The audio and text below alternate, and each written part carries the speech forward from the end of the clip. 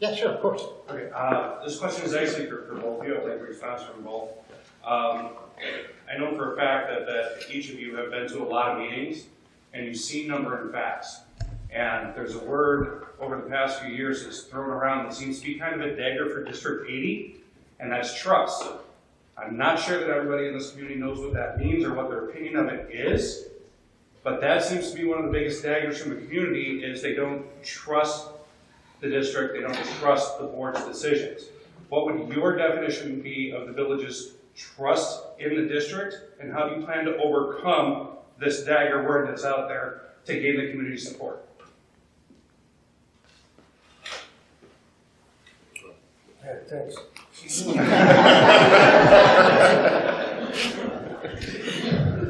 Well, trust from the community.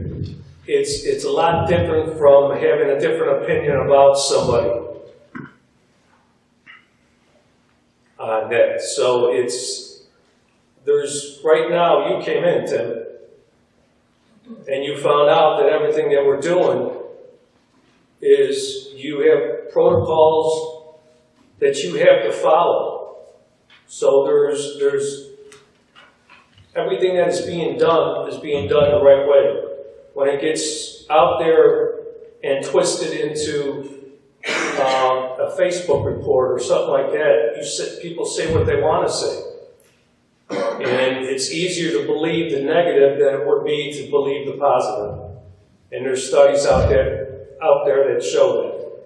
So, and if you don't feel that I'm the person or that I'm trustworthy, well then you shouldn't be voting for me. Because you need to trust the people that are up there. And everything that is being done in there, you came in and you seen what was happening, that it was followed by the book of what we can and can't do. So you have to take it for that.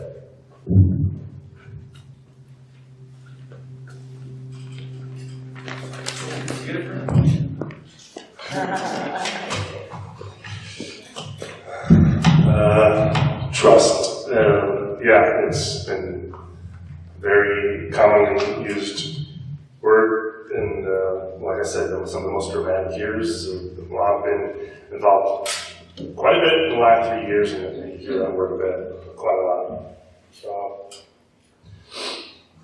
I think, well, I mentioned Facebook, but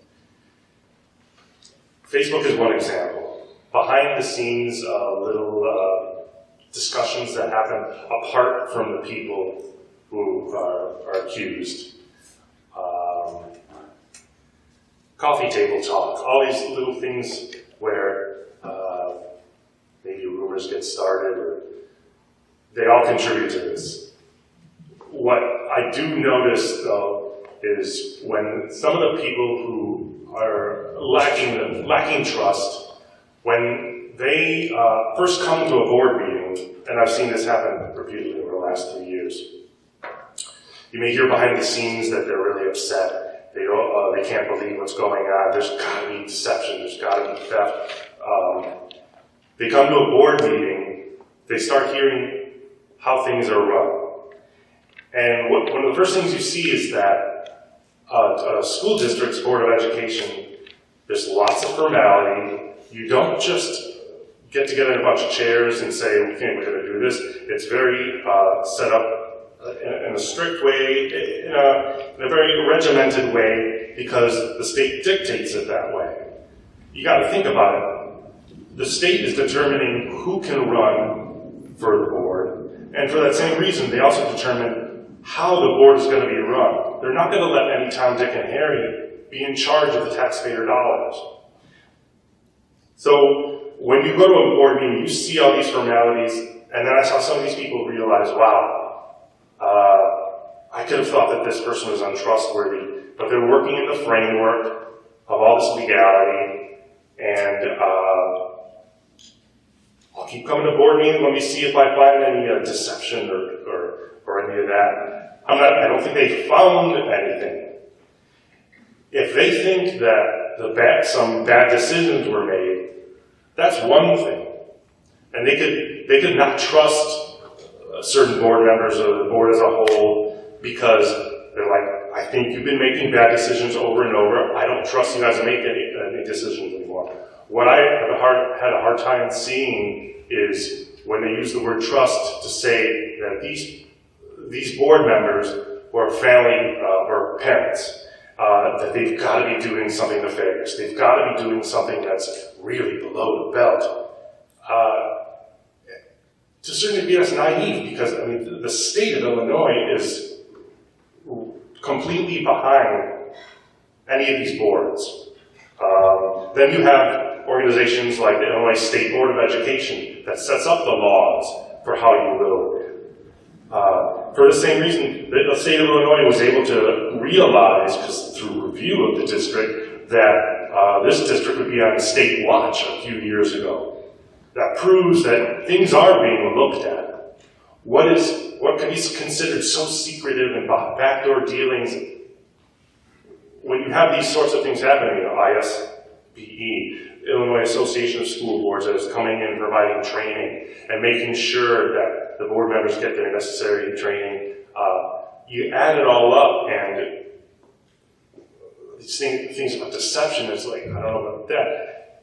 What you can easily say, and I respect anyone, you could have your opinion, that if you don't like decisions or you don't like the course of how the board has gone, that is completely understandable. But the idea of trust as being unlawfulness and stuff like that, that has been hard to stomach sometimes. Especially when you're going to run for one of the seats and where you think, I'm about to volunteer to go into something where in a matter of months, it's very possible someone's going to say this about me.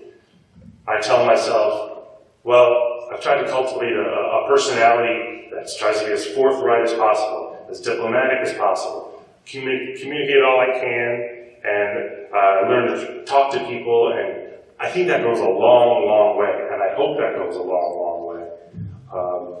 So if that lends itself to more trust, I certainly hope I'm seen as trustworthy.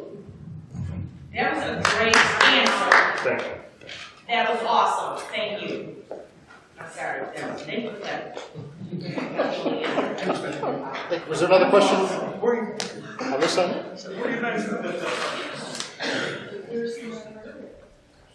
Any other questions? I thought there was another one on this side earlier.